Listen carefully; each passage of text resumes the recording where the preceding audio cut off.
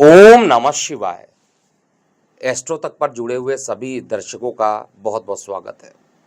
देखिए, आज बहुत इम्पॉर्टेंट वीडियो के बारे में बात कर रहे हैं क्योंकि साल में एक बार ऐसा दिन आता है जब देवगुरु बृहस्पति अपना राशि परिवर्तन करते हैं। देवगुरु बृहस्पति नैसर्गिक रूप से शुभ ग्रह माने जाते हैं।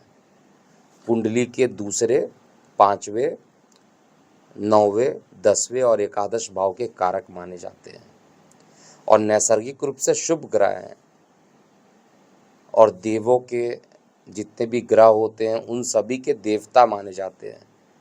इवन सूर्य जो ग्रहों के राजा हैं उनसे भी बढ़कर बृहस्पति देवता को माना जाता है कि कहीं पर लिखा भी हुआ है कि राजा से भी ज़्यादा पूजनीय अगर कोई होता है तो वो गुरु होते हैं, वो किसी के भी गुरु हों। अब ये देवताओं के गुरु हैं।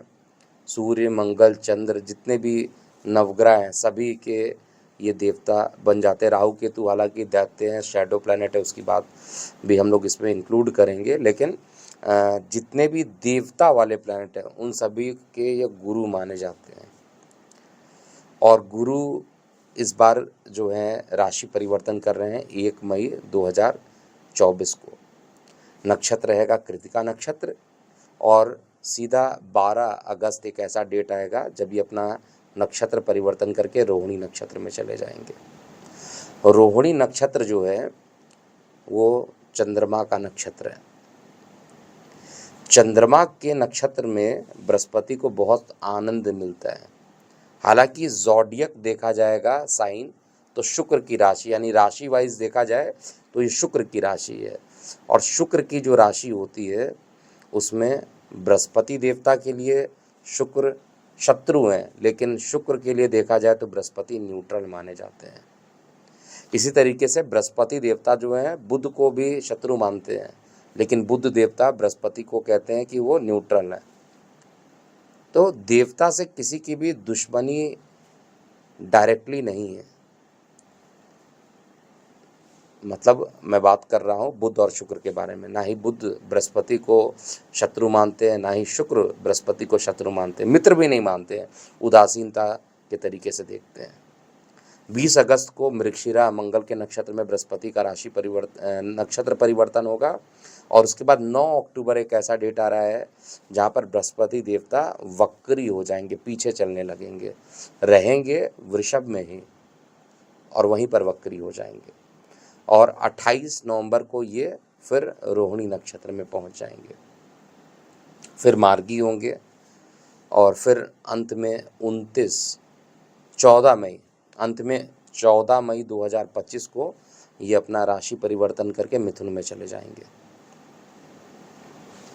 कुछ युतियाँ भी यहाँ पर बनेगी, उस युतियों को भी आप समझिएगा। बृहस्पति देव के साथ 14 मई को सूर्य और बृहस्पति का कंजंक्शन होगा, युति बनेगी, दोनों साथ में हो जाएंगे। 19 मई को सूर्य, बृहस्पति और शुक्र की युति होगी। 31 मई को बृहस्पति, सूर्य, बुध और शुक्र इन चतुष ग्रह का एक साथ युति होगा। और 12 जुलाई को मंगल और बृहस्पति की युति होने वाली है।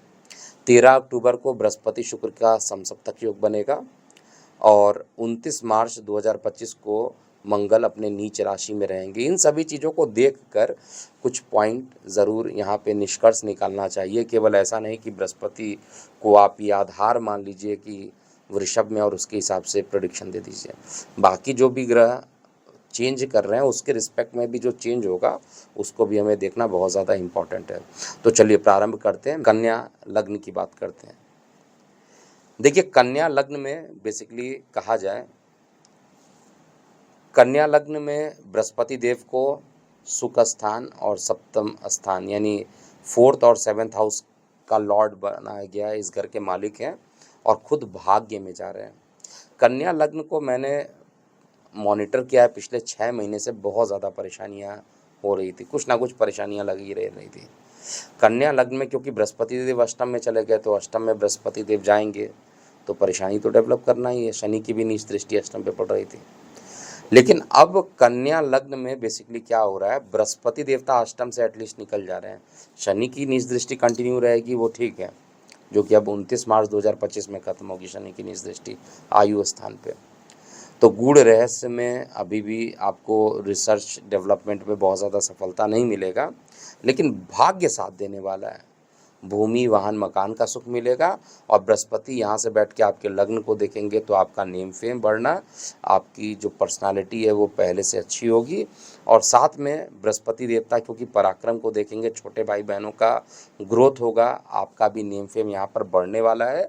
और साथ में सुख को लेकर नेम फेम बढ़ा रहे हैं तो मकान इत्यादि खरीदने का अगर आप प्लान बना रहे हैं तो बहुत ही अच्छा समय है। मकान, वाहन दोनों को खरीदने का बहुत अच्छा रहेगा।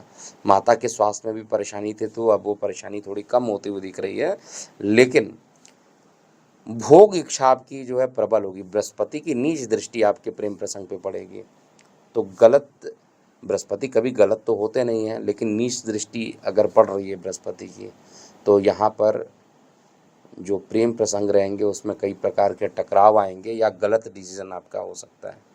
इस बात को बहुत ज़्यादा ध्यान दीजिएगा। विद्या पक्ष में भी क्योंकि पंचम स्थान विद्या का होता है, नीच दृष्टि से देख रहे हैं तो इस समय पढ़ाई में बहुत ज़्यादा मन नहीं लगेगा, तो विद्यार्थी वर्गों के लिए बहुत अच्छा नहीं है।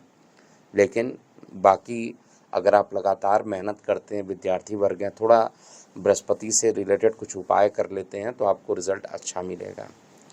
एस्ट्रो तक ऐप पर आपको मिलेगा भविष्य से जुड़े हर सवाल का जवाब। डाउनलोड कीजिए एस्ट्रो तक ऐप और चुटकी में जुड़िए इंडिया के बेस्ट एस्ट्रोलॉजर से।